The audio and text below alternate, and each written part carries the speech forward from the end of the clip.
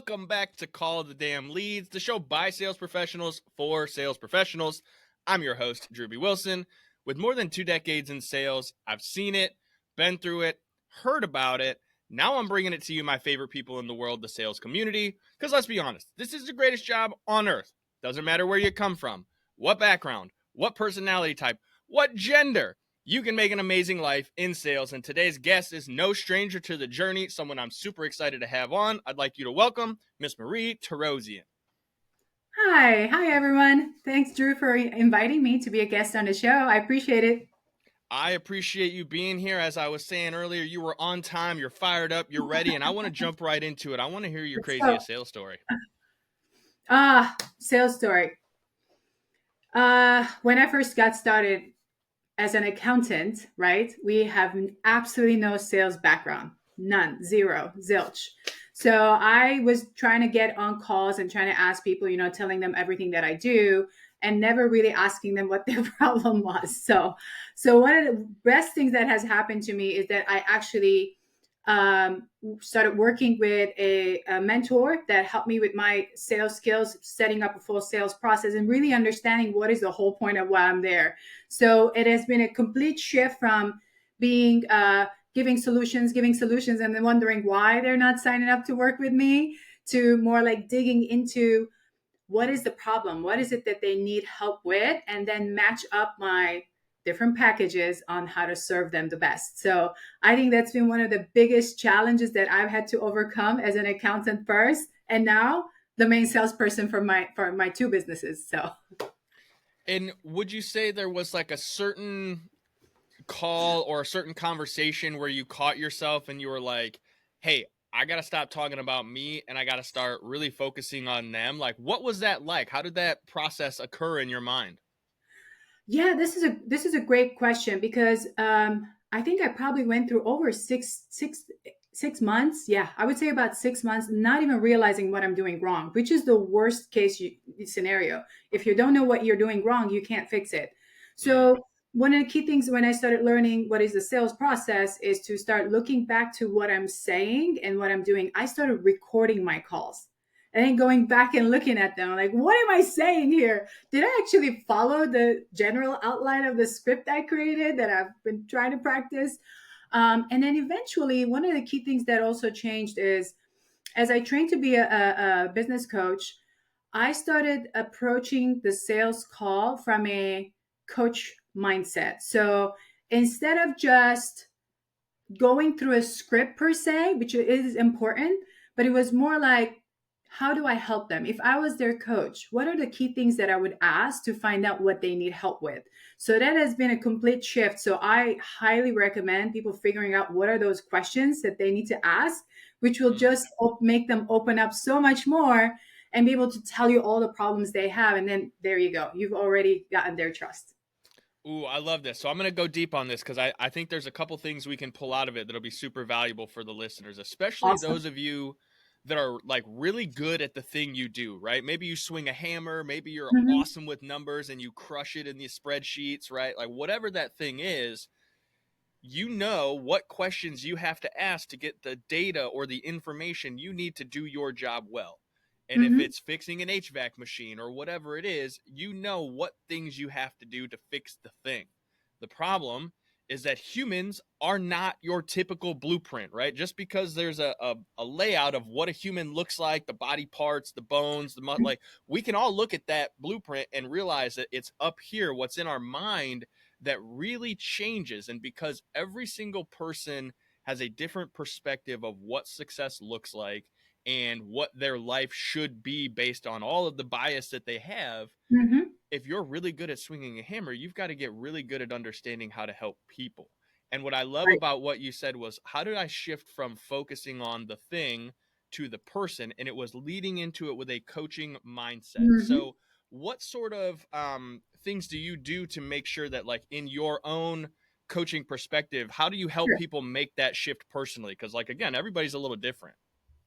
Oh, yeah. So, for example, if we're talking from a sales process perspective, I've narrowed down my sales process for, let's say, accounting clients, like, right? So, I have, let's say I have two call close. It's a two call clause. There's a reason for it. It just cannot be done in first. So there's a lot of techniques that I've put in there over the last 5, 6 years. The next thing I would focus on is like just inviting them to get on a call. I approach it with the mindset of a coach as well, because like I need your commitment. So if they're not committed to show up, then it's not going to happen.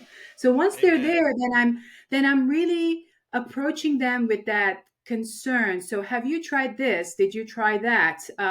When was the last time you looked at your financials, for example? Who has been doing it so far? Is it up to date? These are questions that's bringing the person to open up and tell me what is happening. So one of the key things that I do, and some people might do it, some people don't, is I tell them, hey, would you be comfortable giving me access to your, let's say, QuickBooks Online file? And it's just an accountant access. I'm not going to do anything. I am going to record what I see, and I'm going to send you an email with my recording. You're going to see what I see. Any other things that you didn't notice, I'm going to notice, because that's what I do. And then I'm going to send you the next steps on how to start working with us. So then I actually do that video. So I'm telling them what I'm going to do. So I'm walking them very transparently what I'm going to do. I do that recording. I put it in an email. I put the link. I tell them exactly what to do step by step, just like a coach. Like, step one, watch the video. Step two, book your call, your call. So then I'm going to review the packages that I think would be the best fit for you to solve all of these issues. And then we get on that call. I open up the packages. I review them with them. And at that point, they've already made up their mind to work with me. So I've Mm. really narrowed it down. So when I'm approaching them, I'm not only telling them what I can find that they don't know. So that puts me at a higher place.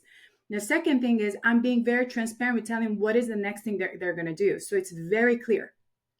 So there's no like ambiguousness about what's going to happen. Well, and what I really love about that is you're essentially pre-selling them before they get to the sales call, because you're making them problem aware. You're giving them an overview of here's all the things that we can see that are just glaring us right Right. in the face. And also, we're not even behind the hood all the way yet. So like, Mm-hmm. take a look. And what I really appreciate about that is there's in my journey, I remember a time where I was going and I'm trying to learn these things and understand how to be more successful. And I had someone that said, hey, I'll teach you everything I know on how to do these things you're trying to do if Yes. you'll go and teach the next person. And I said, Mm. and this is one of those funniest things, is like, well, why would I teach them how to do all the things? Wouldn't that make them successful and not me?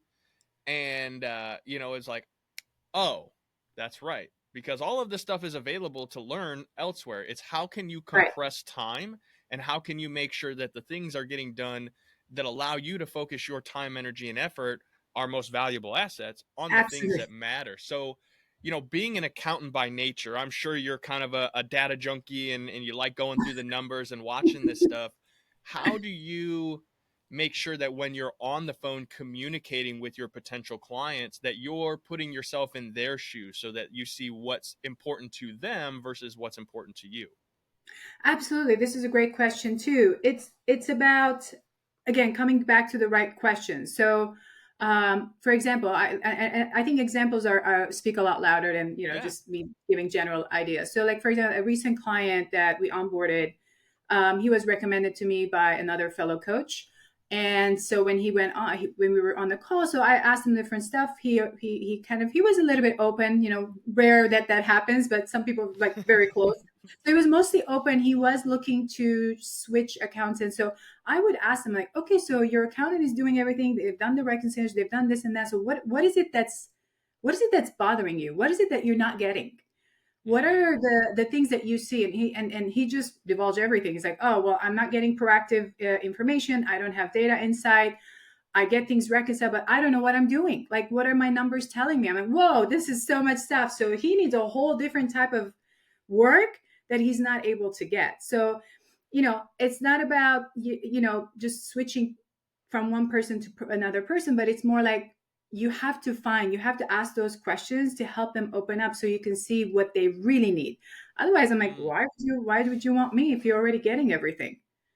Oh, okay. So this is good. I love this because this is I love pre-qualifying questions. I think they're one of the most valuable tools in the sales process, and so many people overlook them.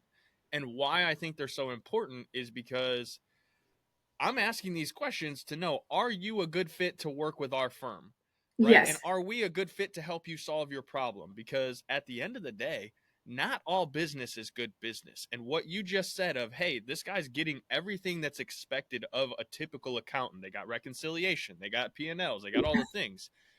If you hadn't asked that question of, well, what's missing, you Hmm. wouldn't have known that he is expecting significantly more than the standard accountant.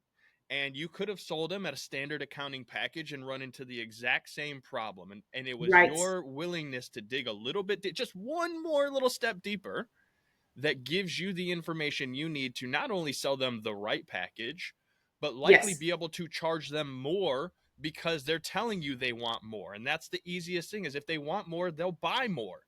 You just have to Yeah. be aware of it. So in your process, one of the things that I see that you're really good about is client relationship management. Like, how Mm. do you see that as being vital for the business? Because you're bringing on clients, but how do you maintain and that relationship?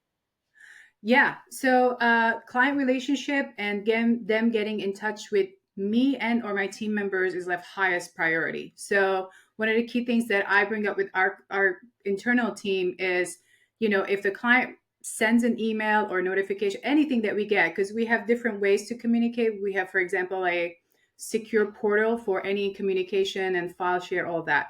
So any Mm-hmm. communication happens within that. So like you have about 24 hours to respond. But I've also taught the client. So if you do send us a note or something, please give us about 24 hours to respond because we could be working on other things. So there's like a two-way. I'm training the internal team and I'm training the client on what to expect. Now, certain things that happen, sometimes a client is in complete panic mode and they reach out to me, on my office number. And if I can't answer, I will text them. I'm in a call. I will text you as soon as, or I call you as soon as I can. So that actually lowers that panic mode and like, okay, she's going to call me back. So they always feel like they can reach out to me. I'm available. If it's not me, it's someone on the team. And they'll know the levels of when and who to reach out, right? So if it's a regular accounting question, where's my, I don't know, here is this information you needed, that's going right to the team. If it's an emergency, they're going to reach out to me, and they know It's they can have that confirmation, conversation with me. Well, and what it sounds to me like is that you've been able to create boundaries in your business. Mm, And that's something that I think a lot of young and aspiring sales professionals and business owners and entrepreneurs, we'll just lump everybody into one big category, right? I think a lot of people fail to create those boundaries because they're worried about making money. It's like, hey, yes. I gotta take this sales call. I have to respond to every client as soon as Yes. possible. I have to do all of these things right away or they're gonna leave. I promise you, there's 99.9% of the time their building isn't going to burn down if you don't answer the call right away. Now, Right. it's hard to get through that mindset and make that shift, but it's one of the ways that you can really bring your business into the 20th century, 2025, right? Like when we're recording this, Yeah. because there's so much new technology and there's so much desire for people to have immediate gratification for things. So Correct. how do you help, modernize that process, and how do you bring that not just for you, but like so that your clients can see that on the front end before they do business with you? Oh, absolutely. So from a we have like a full on CRM system that's already been implemented. I would say I'm probably one of the very early adopters from an accountant standpoint, like of CRMs. I've already like went through like three of them. So we have a lot. So we have a lot of integrations and automations already set up. So if someone actually, let's say most of the time I get referrals through from people that I know or a client that I already work with. So they're like, hey, can I introduce you? Or yeah, you can send it via text or via email, just make the introduction. I don't tell them to give me the number because just a side note, because if they give me the number, I call and nobody answers, then it just So I asked them specific, of course we are taking on more clients. Would you please make the introduction? Because then it's a lot warmer. The other person also feels like, okay, I do need to respond to this text or call or whatever. So we have the CRM system. So the process would be, so I connect with them on that, where it's a text or email, just narrow down the days and times that they could be available, put them through the CRM right away, and then all the automations take place. So when they're receiving these constant reminders, notifications, they're going to already tell that we got our system together. We are not just, mom and pop type of thing. We're really running the business like a real big business. And so by the time they get on there, they have that trust already starting Mm. to build. And that's what it is. They got to trust you and they got to like you. When Ain't they that see the me, they're truth? like, "What? This woman is too, she's hyper, she's energetic, she's like not a typical accountant." I'm like, and then I tell them all the stuff I could do. So it's like a three-way of like getting that trust and the like factor and providing value is that what gets them to say yes. I love that, which is a great segue into my next question because I'm always curious how different business owners, think about this process. But social media, Mm, branding, building a business, is that something you guys are using heavily? yes. So, oh, I have a nice story on that one too. All right, I can't wait to hear it. So here I am, 2016. I tried the first time to start my own business, kind of get off on my own, do my consulting. Um, and so I knew I had to be on social. So I've always been kind of on social on all the platforms. I just didn't know what to post. So I started researching online and they're like, oh, each day do a theme. So I was like creating all these different content and it's not talking to anybody because it's like motivational one day and another quote on Tuesday. It's like just these random things that has nothing to do with what I do, but I just don't know where to start. So then, 5 6 months in, I'm like, man, like nothing is happening. I don't understand. So anyway, I hired some people to kind of help me for them to kind of do it. They were somewhat of small agencies, and I'm like, man, these people don't understand accounting and the different accounting stuff. So like, what is happening? So I'm talking about like 20. I'm at that 22. Like now, it's like months are going by. I'm still posting. We're posting stuff, but nothing is really happening. And then, so as part of the work that I did with my mentor, um, I figured out the type of content that I should be posting. I had a homework of coming up with 100 content ideas that were educational and to put them in variety of ways that are, let's say, images or videos. I had to get comfortable getting on a video. It was like I was probably shaking to death the first time I did it. So we started really focusing on who we are, what is our mission, what is our vision. Because when you're first starting, you're just thinking you. But then as the years go by and you're really trying to build a business, it's more than just you. Yes, I'm the face of the company. I have to build trust. But there's also the branding of the business itself and what it stands for. So we had to Man. really refocus there. And I think, we're doing good. We're still very organic. I don't pay for ads. I don't do any of that. It's all organic, but we're growing, growing on LinkedIn, on Facebook, Instagram, TikTok, YouTube. So we are pretty much on everything and Pinterest. So we are on everything. There's a couple pieces I want to pull from that because this is really good stuff, and I hope the listeners are paying attention because you're getting an absolute masterclass in building an entrepreneurial business, right? Because first of all, you got to know your numbers. So if you don't know your Yes. numbers, like get an accountant and have someone help you figure that stuff out, without a doubt. But when it comes to the branding, I think you said something that was really important. There is, early on you hired an agency to help you figure this out, and nobody knows your business the way you know your business. Yes. And if you haven't taken the time to know your business in a way that allows you to start growing organically, and it doesn't have to be virality, if you're Right. getting 1 or 2 followers a week or a day, like that's Yes. good. That's Yes. good. Don't let get hung up on that. But what I really understand about this is if they don't know your business, the messaging is going to come across inauthentic and it's going to actually Hmm. prevent you from getting new clients from social media because they don't actually know you. They Hmm. don't actually like you. They like whoever the person is that's creating the content. And as someone who like the Call the Damn Leads brand, you mentioned something when we logged into this. It's like it speaks for itself. Yes. And that to me was the whole purpose behind building what we built, is knowing that at some point it's not going to be my face singing and dancing on the screen the whole time, because like Exactly. it's so much bigger than me. And what I really love about what you said was, hey, we're organic and you're teaching your team how to use this and you're really leaning Hmm. in on it. And what I know is when you do start going to run ads, Marie, you guys are going to absolutely crush it, because you've already established a strong organic foundation. You found your Yeah. message. You're putting out content so that when someone sees your ad and they go, let me go see what's up. They're going to find the post. They're going to find the content. And the fact that you've been doing it consistently since 2016 is going to lead so much bigger in the future. And so I'd be curious to know, like, how much do you really focus on that during your consistent training? Are you guys always talking about social media, or is it only a small piece of it? That's a great question. So once I figured out the what it requires to be like to market myself and my business, it was a complete shift for me. I'm like, okay, I'm not hiring an agency. I'm gonna figure this out for myself, and I'm gonna turn this into another business down the road. That was my initial decision. Working on it, almost there. So what I actually did is I hired a marketing intern. He was still going to school to do marketing. He had some, cute ideas and all that stuff. I mean, he's learning. He's like 20 something years old. He's been with me still, real like 2.5, 3 years now. At this point, we have our daily team meetings, which we kind of cover up. Okay, what are we working on today? What are challenges or whatever? We get some quotes to pump us up. But then I have my own marketing meeting every week with my manager, marketing manager now.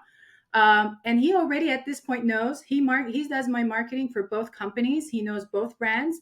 He knows the type of content we're going to put out. So there's less of my energy at this point to kind of like teach him constantly because he's already been taught. And it's more like, okay, what do we focus on next? It's more like that. There's an ongoing list of things that we track. Okay, to this next 2 weeks we're going to focus on blogs again. The next 2 weeks we're going to regroup on some of the video content. Sometimes I tell him, do you need more videos? Do you want me to start recording? He's like, yeah, if you can get me more, like 15 more, that'll be great. All right, good. So we're covered until like 2 weeks out. It gives me a chance to plug it in my calendar and get it done.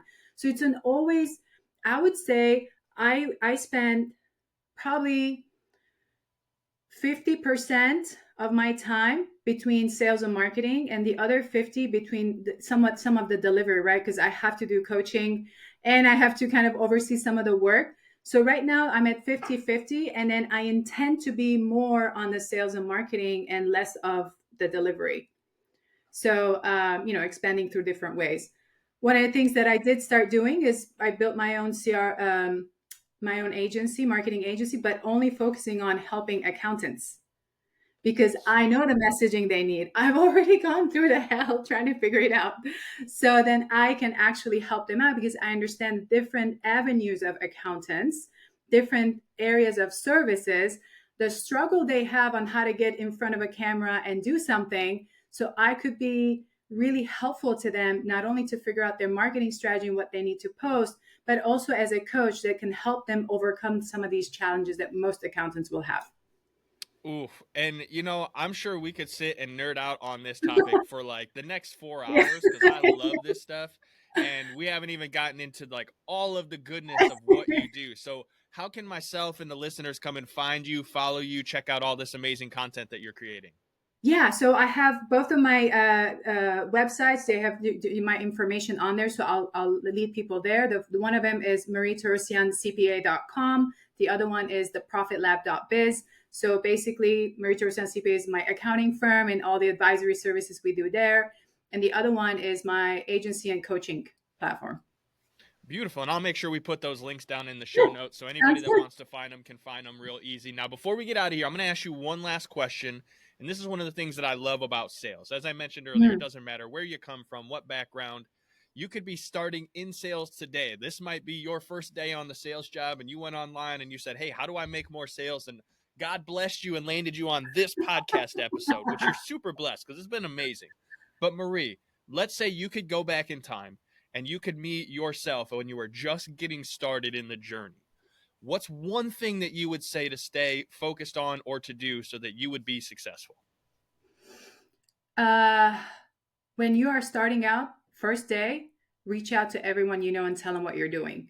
Because having that first prospect list is the hardest thing. And if you're not given that list and they're like, go figure it out, and you should probably figure it out yourself how to create your own economy, you got to figure out that list. So go into your phone, make a list of 100 to 200 people you know, and you can reach out and tell them about what you're doing now, and just have them refer you people. That is an absolute gem. I have said this many, many times, and I'm going to say it again right now. When you can generate your own leads, you can write your own paycheck as a sales professional. So, Marie, thank you again so much for your time. It Thank has been an you. absolute honor having you. Same here. Thank you so much, Ruby. Absolutely. All right. If you love the show, I need you to share it on social media. I need you to tag me and Marie. I need you to send it to somebody you know that absolutely sucks at sales, because that's what we're here to do. We're here to help each other get better. And if you have your own awesome story and you want to be on the show, I'd love to invite you. Head over to callthedamnleads.com/podcast. Send us your information. Tell us about your story. Let's get you booked in here, because, again, this is the greatest industry on earth. And the best thing to do is tell your story, because your story is what gets people excited. So we'll see you guys on the next one. Go call the damn leads.